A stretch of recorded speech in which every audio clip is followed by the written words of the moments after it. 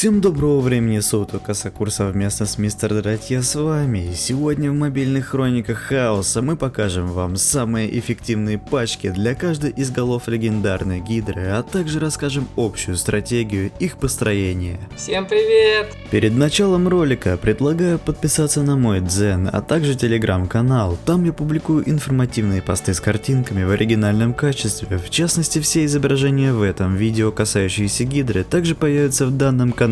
Кстати, если подпишитесь на Мистера Дратье, то ему тоже будет очень приятно, ведь работа проделана огромная. К тому же, огромное спасибо Антонио и Дестиж в создании данного обзора. QR-коды для быстрого доступа на экране и все ссылки в описании, а мы начинаем. Гидра – один из коллективных режимов во всех гильдиях. Благодаря уничтожению как можно большего количества голов всех сложностей, все загильдийцы получат максимум сверхстихий и пыльцы феи, важнейших ресурсов для прокачки артефактов титаном. И вдобавок со сверхстихий падают монеты гидры, которые можно обменять в магазине на те же артефактные монеты для героев, что также немаловажно. Поэтому наша цель выяснить, какие пачки показывают себя наилучшим образом против легендарной гидры, ведь с нее падают самые сочные ресурсы, и если эти пачки работают против нее, то против остальных сложностей они также будут работать не менее эффективно. В процессе объяснения я буду рассказывать о каждой голове гидры, а именно об их особенностях, параметрах, типов атаки и с учетом всего этого, какими пачками каждую конкретную голову нужно бить для наиболее эффективного результата, который будет заключаться в максимальном количестве урона за одну попытку или же 3 боя. Стоит отметить, что все показанные бои в данном видео проводятся на максимальной прокачке перед вводом небесных обликов в автоматическом режиме. А я в своих видео рассказываю секреты прокачки и недокачки некоторых героев именно под легендарную гидру. И провожу бои с теми же пачками, как в видео Макса Асакура, но уже некоторые из них в ручном режиме, чтобы добиться еще более ошеломительных успехов. Не обязательно и даже нежелательно для гидры качать всех необходимых героев на максимум, так как они могут показать результат хуже, чем при определенном недокаче. Данный же ролик на фуллах создан для наглядной демонстрации общих принципов работы лучших пачек. Итак, поехали. Мы будем двигаться от простого к сложному, и поэтому начнем с самой основной инфы, что нужно знать о гидре. Каждая из голов легендарной гидры имеет 220 миллионов 606 тысяч 896 хп. Физическая и магическая атака, пробив брони и защиты от магии, сама броня и защита от магии у каждой из голов разнится. Таблицы со всеми этими параметрами у вас на экране. Каждая голова имеет 3 типа атаки: базовая или шары, дыхание и удар головой. Удар головой у каждой технически одинаков и всегда наносит физический урон. Базовая атака или шары у голов огня, воды, земли и ветра наносят физический урон, а у голов света и тьмы магический. Дыхание каждой головы гидры по механике уникально. В справочной информации игры оно называется стихийным. Для наглядности я подготовил таблицу, в которой указано, каким типом урона с дыхания каждая голова наносит повреждения, какой эффект накладывает после него и на сколько секунд. Вооружившись этой информацией, приступим непосредственно к боям. Мы не претендуем на самые лучшие пачки для гидры в мире, а просто отталкиваемся от того, что сами знаем. Начнем с головы огня, самой легкой для прохождения по сравнению с остальными головами гидры. Все ее атаки физические, а дыхание накладывает горение, которое периодически наносит чистый урон в течение 5 секунд. Сначала я очень подробно буду рассказывать, как работает каждая связка и пачка на разных головах, а позже мы уже будем пользоваться готовой информацией, так как принцип использования ключевых связок на каждой стихии всегда схож. Первую пачку, вне зависимости от головы, всегда ставится связка Джу плюс Маджо.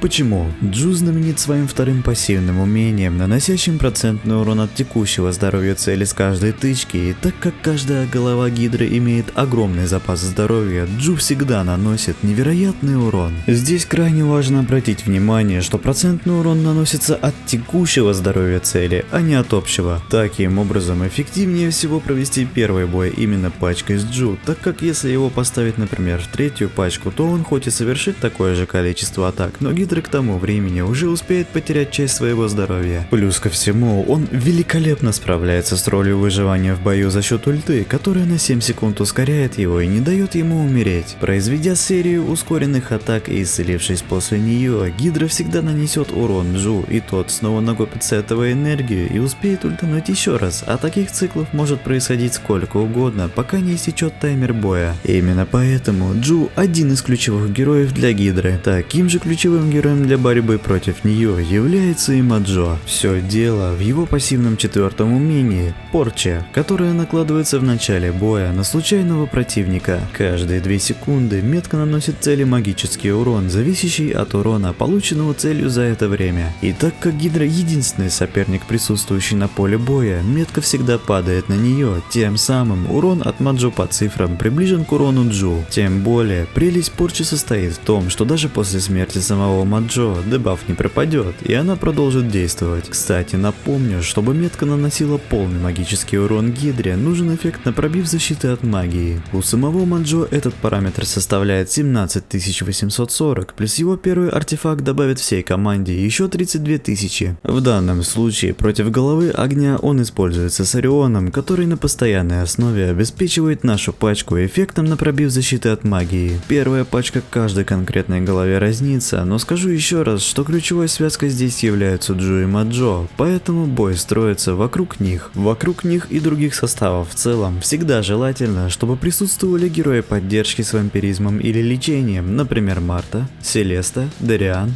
Тея и так далее. В данном конкретном случае против головы огня используется Тея. Другие вышеперечисленные саппорты будут необходимы в последующих атаках против данной Гидры. Преимущество Теи против любой Гидры состоит в том, что даже после ее смерти четвертое пассивное умение продолжит работать, тем самым постоянно ускоряя всю команду, если здоровье героя упало ниже 30%. К концу первой минуты с начала боя выживает один Джу, но его вклад на этом не окончен. Он будет биться, пока не закончится время. В итоге, такая пачка с Маджо и Джу наносит огненной голове Гидре примерно 32 миллиона урона. Перейдем к следующей атаке. Второй команды против огненной Гидры выступает состав Чести в лице Фафнира, Артемис, Тристана и Галахада вместе с Дарианом. Вампир благодаря своей ауре фактически обеспечит Артемис бессмертие, да и вообще щиты Фафнира никому не позволят умереть в данной пачке, так как каждый его ульт будет только и делать, что наслаивать дополнительный запас прочности для каждого героя. 25 тысяч дополнительного физического урона от карающих стрел для Артемис в такой команде – это очень солидно, особенно если учитывать, что она часто находится под артефактами Тристана с эффектом на пробив брони. Это позволяет лучнице большую часть времени наносить полный урон со своих тычек, умной стрелы и смертоносного ливня, который, кстати говоря, с каждым разом становится все мощнее и мощнее за счет того, что Артемис выпускает одну дополнительную стрелу за каждое применение другим союзникам первого умения, или 2 стрелы, если это был союзный герой Чести. А так как 3 героя из нашей пачки, не считая ее самой, являются персонажами из Пути Чести, то к концу боя Артемис с ульты будет запускать огромное количество стрел. Также обратите внимание, что в такой пачке 4 героя из 5 имеют первый артефакт на физическую атаку, а 5-й герой, то есть Тристан, вооружен крайне необходимым пробивом брони, что в свою очередь позволяет разогнать физическую атаку всем нашим персонажам так, что даже Галахад начнет наносить неимоверное число повреждений с помощью своей ульты. Если вы хотите бить всевозможные рекорды по урону, то обращайтесь к Юре. Да, я в своих видео рассказываю про эту пачку, в том числе и объясняю прокачку каждого героя, а также последовательность применения ультов в ручном режиме, которая приведет вас к феноменальным результатам. Данная пачка используется не только на голове огня, а практически на всех стихиях. В 5 из 6 голов Гидр мы будем брать именно ее, так как она очень универсальна в своем использовании за счет тех факторов, которые я рассказал ранее. Таким образом, данный состав с Артемис и Фафниром наносит рекордные 80 миллионов урона в автоматическом режиме голове огня. А если играть против нее вручную и не прокачивать Артемис облик на защиту от магии, то показатель урона перейдет порог в 100 миллионов. Третья пачка на голове огня выглядит следующим образом. Марта, Лилит, Ксеша, Йорген и Селеста. Именно в такой пачке с Йоргеном и его щитами Селеста на первой позиции вместе с ним выдерживает жар Гидры, сначала излечивая саму себя, а потом и Ксешу, которая сильно страдает от огненного дыхания. Здесь главное всему составу в полном объеме дожить до первой ульты Марты, а следовательно до ее массового исцеления, что собственно и происходит. Она ускоряет всю команду и позволяет Селесте накопить энергию, а далее и выжить на минимальном показателе здоровья. После этого момента данной пачке уже ничего не угрожает, поэтому связка сестер-хаотиков на протяжении всего оставшегося боя будет наращивать свой показатель магической атаки в геометрической прогрессии за счет умения растущее могущество и жертва. А сама же Лилит раздает Ксеше необходимый эффект с первого артефакта на пробив защиты от магии, вследствие чего та наносит полный магический урон стычек и с ульты. Доходит до того, что Ксеша под конец боя каждой базовой атакой и каждым лучом смерти наносит огненной гидре под 1 000 000 магического урона. Кстати, Ксеше на момент записи видео уже добавили облик на пробив защиты от магии, что конечно же только увеличило ее эффективность, в том числе и на гидрах. Вообще, в обычных боях тех персонажей, которые если живут как можно дольше и тем самым увеличивают свои параметры или же огневую мощь с помощью способностей, я называю кэрри. Среди таких персонажей находятся как раз хаотики Ксеши и Лилит, которые повышают свою магическую атаку за счет пассивных четвертых умений. Артемис за счет ульты, так как она выпускает одну дополнительную стрелу за каждое применение другим союзникам первого умения или 2 стрелы, если это был союзный герой чести. Сорвиголову из-за жажды крови, которая до конца боя повышает ее физическую атаку на 2206 единиц после каждого ее крита. И Сатори за счет третьего пассивного умения Мудрость Столетий, с помощью которого Ли с каждой базовой атакой ворует 240 единиц интеллекта у соперника. Логично, что герои, которые с течением боя улучшают свои характеристики, наиболее востребованы именно на гидре, так как если пачка подобрана правильно, она доживает до конца боя, а следовательно вносит максимальный импакт своими действиями. Что мы и видим.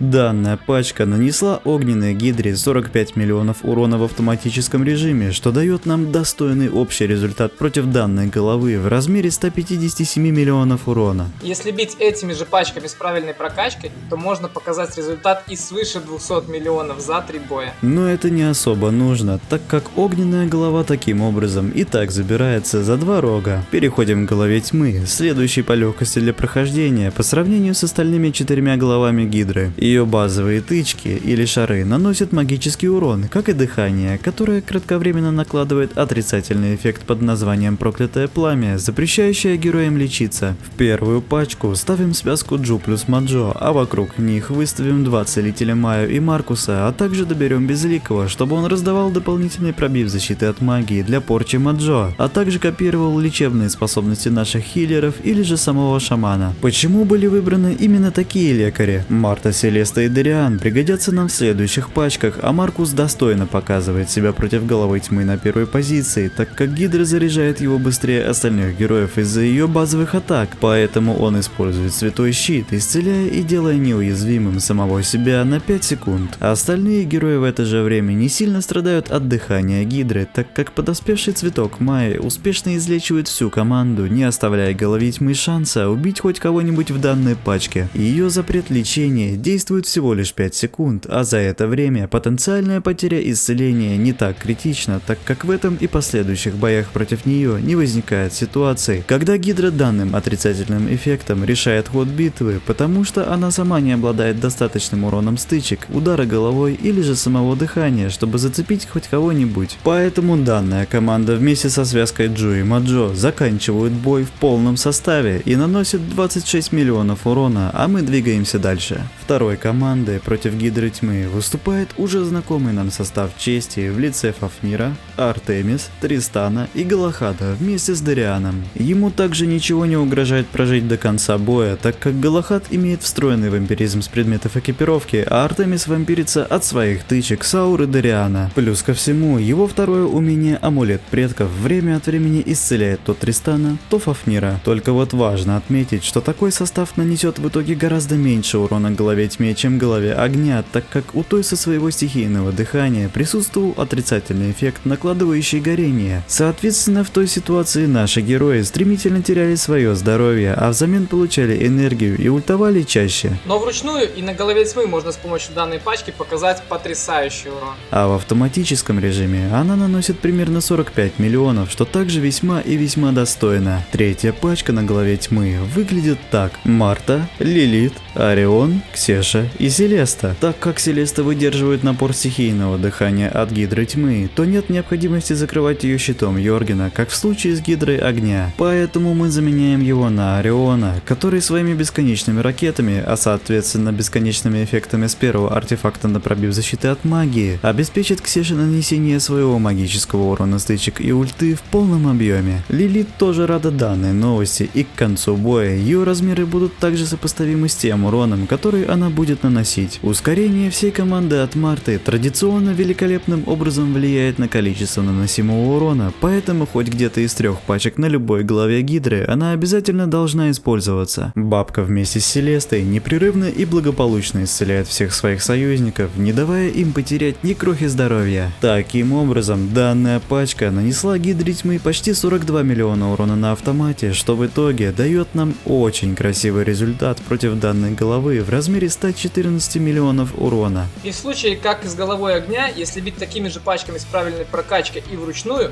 то можно показать результат и выше 150 миллионов. Получается, что данная стихия забирается за 2 или в крайнем случае за 3 удара. На очереди голова света. Она считается средней по сложности для прохождения, но имеет свои уникальные отличия от остальных. А какие? Ее базовые тычки или шары наносят магический урон, как и у головы тьмы, а вот стихийное дыхание, которое на 5 секунд ослепляет всю команду, заставляя всех промахиваться, наносит чистый урон. Соответственно, наша стратегия против данной головы состоит в том, чтобы пачки с физическим уроном не уходили в молоко. В первую пачку выставляем уже привычного нам Маджо, а в дополнение к нему возьмем лекаря Селесту и Марту, а также хаотиков Лилит и Ксешу. Это тот редкий случай, когда стоит отказаться от Джу, так как при его ослеплении от Гидры мы потеряем много потенциального урона, который бы он мог нанести. И думаю, не стоит лишний раз рассказывать о том, насколько сильно возрастает урон у Ксеши и Лилит к концу боя, вы сами все увидите. А вот Селеста с Мартой здесь находится не просто так. Бабка уже на какой голове подряд вносит сумасшедшее влияние своим ускорением, разгоняя ту же самую Лилит и Ксешу, а Селеста своим спасающим лечением и половинчатыми артефактами на магическую атаку, так еще и с потусторонней мощью, позволяет наносить хаотикам невероятное количество урона. Да, но для тех, кто не боится играть вручную, эту пачку можно слегка модернизировать, заменив Селесту безликим,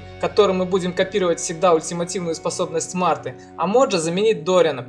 Ксеша и Лилит останутся на своих позициях, и в конце боя вы увидите урон по Гидре за одну атаку свыше 80 миллионов. И даже в автоматическом режиме, и несмотря на гибель Селесты, такой состав наносит примерно 46-47 миллионов урона, делая результат связки Ксеши плюс Лилит рекордным именно на данной голове, с отрывом в несколько миллионов, если сравнивать другие составы с ними с головы огня и тьмы. Второй командой против Гидры света выступает состав чести в лице Фафнира, Артемис и Тристана вместе с Дарианом и Тесаком в качестве танка. Выбор Тесака вместо Галахада здесь обусловлен тем, что последний может не отвампириваться от своих мечей из-за ослепления Гидры, а мясник более живуч, так как имеет больше здоровья и тем самым дарует еще больше урона нашему главному дэмэдж-дилеру в этой ситуации – Артемис. Она также обеспечена пробивом от Тристана, и даже несмотря на то, что время от времени Артемис промахивается, Фафнир предоставляет ей еще больше дополнительного физического урона, чтобы выжить максимум против такого противника. Дариан исполняет ту же роль, а именно раздает ауру вампиризма, в случае чего, не давая нашей лучнице сильно просесть по здоровью и еще сверху раздать эффект с первого артефакта на физическую атаку. Макс все верно подметил, что физиками сложно играть против данной Гидры,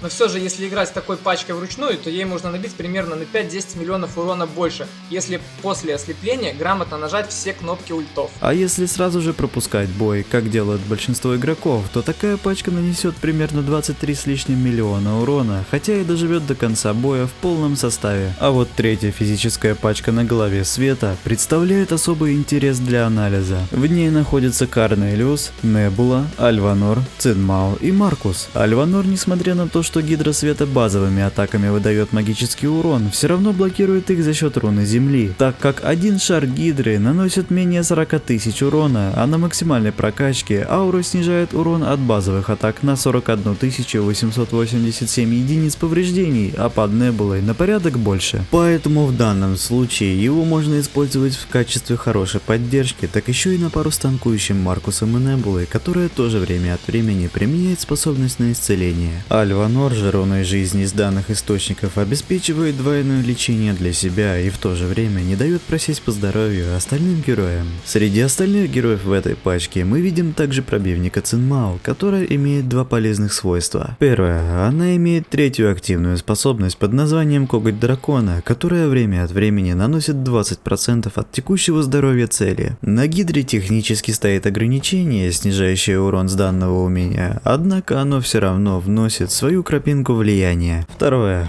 Цинмао раздает Корнелиусу артефактный пробив брони, с помощью которого дед наносит полный физический урон с монолита, так как напомню, что каждая из голов Гидры, как и все герои, имеют такие же характеристики и интеллект не исключение. Соответственно, Корнелиусу ничего не мешает время от времени запускать монолиты, которые зачастую совпадают с ультой от Цинмао. Кстати говоря, если он в тот момент находится под шаром Небулы, то урон от гранита также существенно увеличится и сможет нанести более 4 миллионов физического урона. Важно еще отметить, что его защитный купол, время от времени повышающий магическую защиту всей команде, никак не помешает ей накапливать энергию с дыхания Гидры, так как она наносит чистый урон. Таким образом, данный состав с Инкарнием доживает до конца боя и наносит ни много ни мало 16 миллионов урона в автоматическом режиме голове света. И в конце концов, такими пачками наносится итого 85 миллионов урона, соответственно можно забрать Гидру света за 3 удара. А если играть вручную, то можно за 2 атаки убийств, но требуется небольшая корректировка пачек.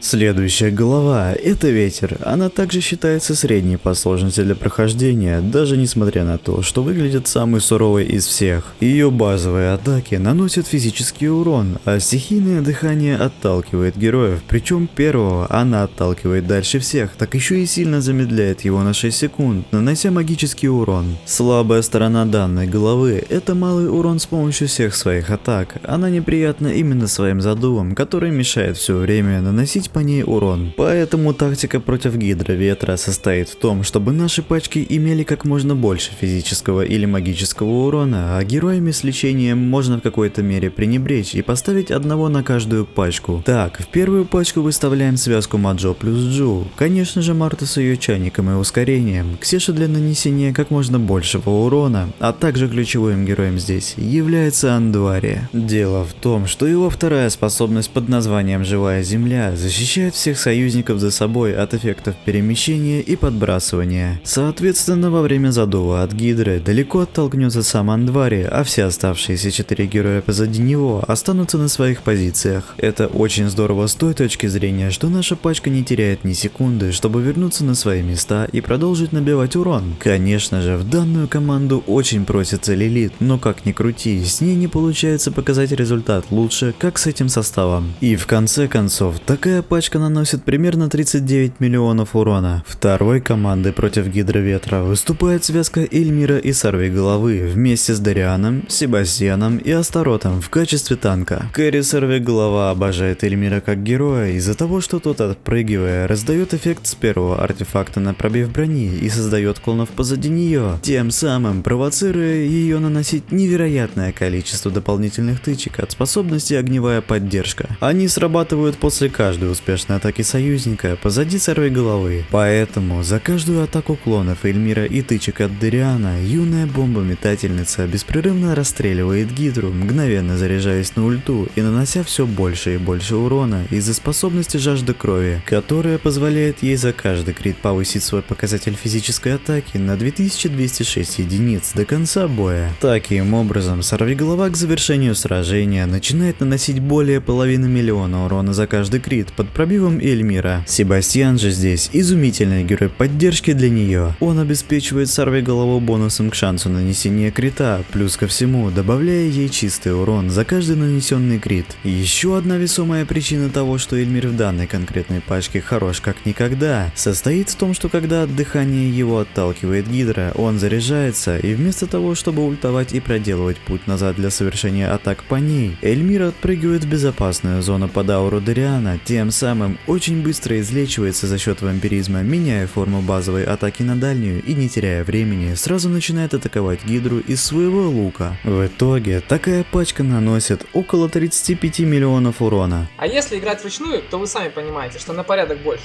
Главное вовремя и в правильной последовательности нажимать ульты Эльмира и Сорви Головы. Третья пачка на голове ветра весьма необычна и носит чисто символический характер. Технически в ней находятся 5 магов: Сатори, Альванор, Орион, Лиен и Фобос. Исцеления и аура Альванора хватает, чтобы залечить раны всем в пачке, а Орион многочисленными ракетами обеспечивает практически постоянный эффект с первого артефакта, напробив защиты от магии для 3 остальных героев в пачке. Сатори благодаря этому наносит полный урон с хищной стаи, постепенно наращивая свой показатель интеллекта с базовых магических атак со способностью мудрость столетий. Лиен время от времени также добавляет плюс 1 метку нашему лису и сама наносит немного урона с диска шара и искр, но что самое интересное, Фобос под пробивом также вносит немалый процент всего урона, который будет нанесен. Дело в том, что его кошмарная тень действует 4 секунды, а перезаряжается 6 секунд, и даже несмотря на то, что гидра ветра иногда сбивает ему паралич, Фобос под 3 дружественными артефактами на магическую атаку не слабо разминает данную голову и в итоге наносит почти 2,5 миллиона повреждений, занимая вторую строчку по этому показателю после Ориона. А всего данная пачка наносит более 9,5 миллионов урона, выводя всю нашу атаку на результат в 84 миллиона урона, и получается, что таким образом вполне реально забрать гидру ветра за 3 удара. А если играть руками, как и на свету с некоторыми корректировками пачек, то стабильно за 3 рога.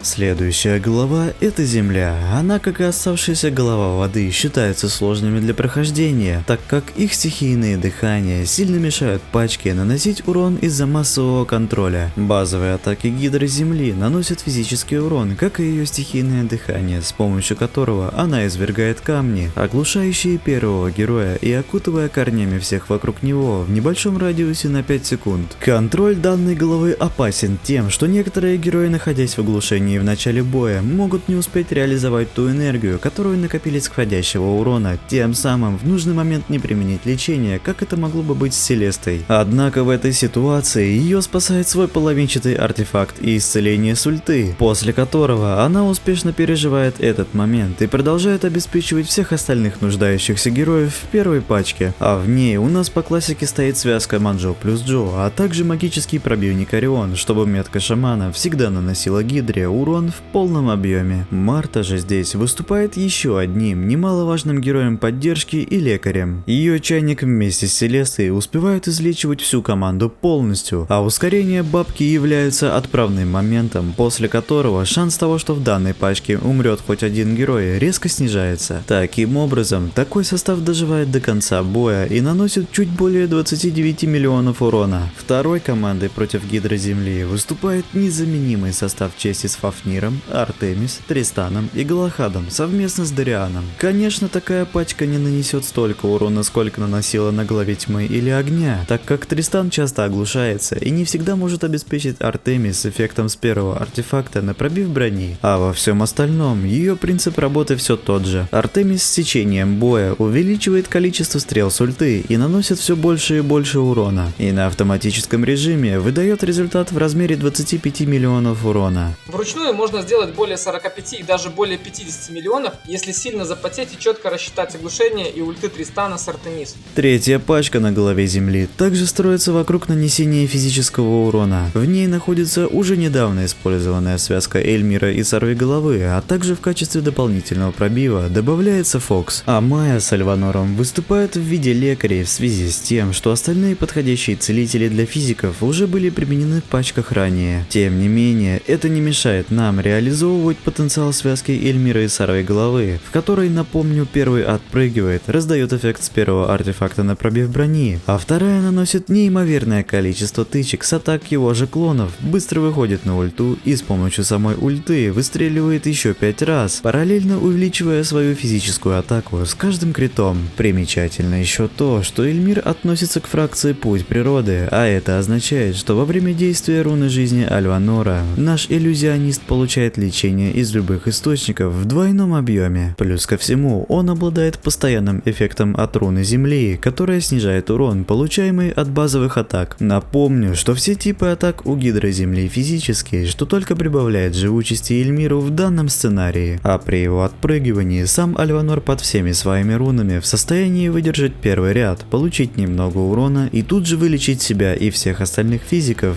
вместе с Майей уж точно. В тот же момент все наши дэмэдж-дилеры чувствуют себя в полной безопасности, и при дальнем типе боя Эльмир, как и его две физические подружки, не попадают под действие оглушения с корней от Гидры Земли, а только и делают, что беспрерывно стреляют из своих орудий. Как итог, более 16 миллионов урона. Насколько примерно больше будет этот результат в ручном режиме? Примерно на 5-7 миллионов. Спасибо, Юр.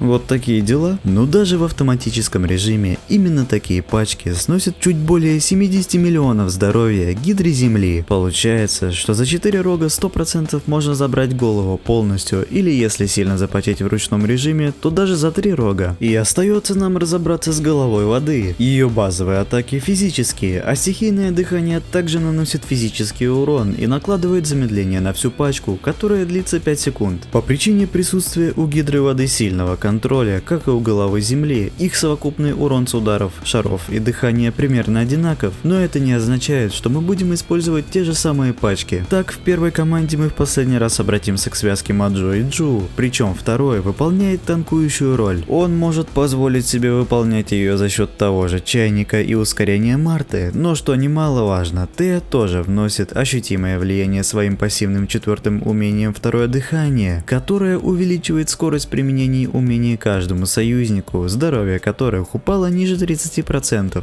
Оно позволяет нам перебивать сильное замедление от дыхания Гидры, тем самым выигрывая время и вследствие энергию для Джу, чтобы тот успевал ультовать снова и снова, балансируя на волоске от смерти, но не умирая и нанося чистый урон Гидре под меткой Маджо. Хорошо, что после смерти шамана порча продолжает работать, так как он единственный, кто падет в данном бою, в то время как 3 остальных героя поддержки останутся и дальше помогать Джу. Такая найденная пачка со связкой Маджо и Джу наносит урона больше остальных подобных составов с ними, именно на голове воды. А результат 27,5 миллиона урона. Вторая пачка на текущей стихии выглядит следующим образом. Лилит, Орион, Ксеша, Селеста и Альванор в качестве танка. В данной ситуации он великолепно справляется с такой ролью, снижая входящий физический урон от Гидры с помощью руны Земли и немного заряжаясь, когда он проходит. В то время как Лилит и Ксеша с течением боя набивают себе руку и становятся все могущественнее и могущественнее в плане магической атаки, Селеста идеально вписывается сюда со своим половинчатым артефактом и своевременной подзарядкой на ульту, что обеспечивает всем тем, у кого остается мало здоровья, своевременный отхил, если его не хватает от Альванора. А вот Орион здесь не просто магический пробивник, а полноценный дэмэдж-дилер по причине того, что Ксеша с течением боя раздает все больше и больше магической атаки, тем самым его ракеты, так же как и ее базовые магические тычки, наносят все больше и больше урона, не говоря об ее луче смерти. Получается эдакая взаимовыгодная синергия, которая на этом не заканчивается, потому что по той же причине объем исцеления от Альванора и Селесты тоже увеличиваются, так как увеличиваются их показатели магической атаки. По истечению времени данный состав нанесет чуть более 21 миллиона урона, что для такой сложной головы очень достойно. Третья команда против Гидры воды — это все та же комбинация с Артемис под Фафниром, Тристаном, Дарианом и Галахадом в качестве танка. Скорее всего, в течение видео вы уже наизусть запомнили, как она работает, поэтому я не буду повторяться, а лишь сразу скажу, что эта пачка на данной стихии наносит около 16 миллионов урона, и лучших альтернатив такой пачке пока еще не найдено по одной простой причине. Юра, по какой же?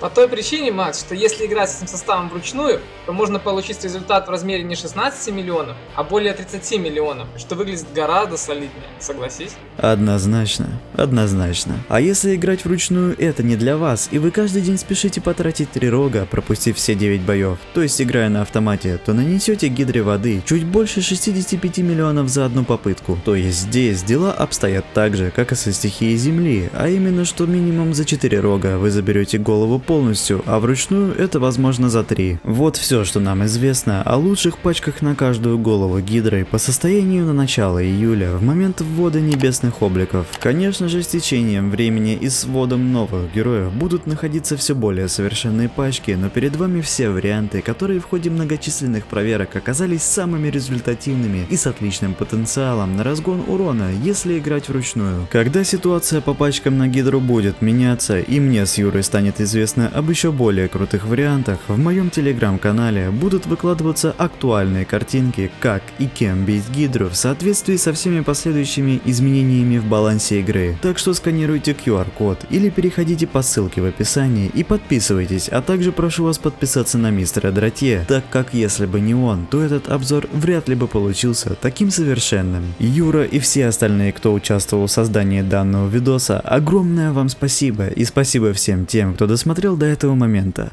До скорого! Всем пока!